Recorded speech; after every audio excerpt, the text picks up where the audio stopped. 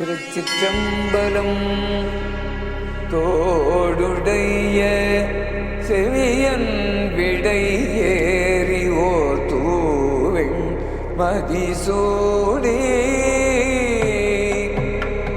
તે વ્યક્તિ જેને 9000 ગીતો કંઠસ્થ છે, શ્રી એન સ્વામીનાથન, પદ્મશ્રી 2026.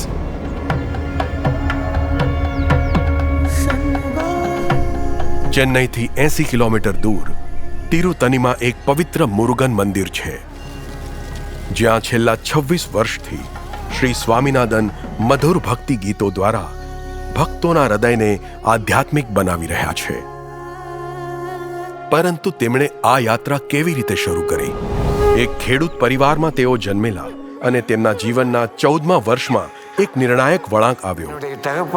જ્યારે મારા પિતા મને એક નાના ગામથી તિરુકારુકાવર લઈ ગયા, ત્યાં મદુરાઈ સોમુનો એક સંગીત કાર્યક્રમ હતો. કાર્યક્રમ પછી મારા પિતા મને આશીર્વાદ લેવા લઈ ગયા. તેમણે મને ગાવાનું કહ્યું, હે મન, ભગવાન મુરુગનનું ધ્યાન કર. આમ કરવાથી તારા પાપોનો નાશ થશે. તેમણે કહ્યું કે મારો અવાજ અને ઉચ્ચારણ સ્પષ્ટ છે, અને તેમણે મારા પિતાને મને સંગીત શાળામાં દાખલ કરવા કહ્યું. પછી મેં તિરુમલાઈ શીખવાનું શરૂ કર્યું. તિરુમલાઈ એ ભગવાન શિવને સમર્પિત ભક્તિ ગીતોનો તમિલ સંગ્રહ છે, જેની રચના 6ઠ્ઠી અને 11મી સદી વચ્ચે થઈ હતી. આમાં તેવારમ ગીતો સૌથી પ્રમુખ છે.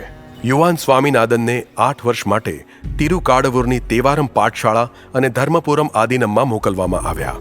બાળપણથી પુખ્તાવસ્થા સુધી તેમણે પૂરી લગન અને કઠોર અભ્યાસ સાથે તેવારમ ભજન શીખ્યા. આ કારણે તેમને મંદિરમાં ઓદ્વાર ભજન ગાયકનું બિરુદ મળ્યું.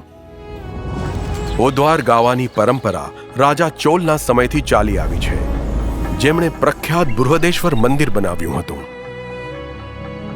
ચોલાઓએ શૈવ મંદિરોમાં ભજનોને શિલાલેખના રૂપે સુરક્ષિત રાખવા માટે પ્રોત્સાહન આપ્યું. ઓદ્વાર એક ખાસ સમૂહ છે.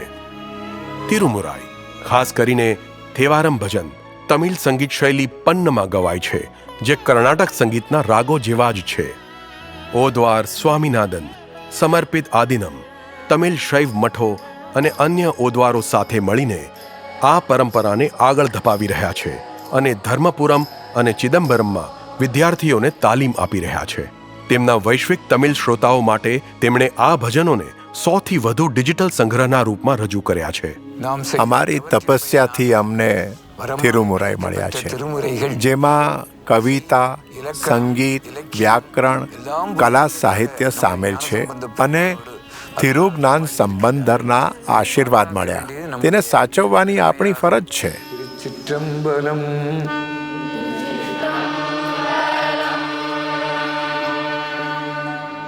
શ્રી એન સ્વામીનાથન, પદ્મશ્રી 2026.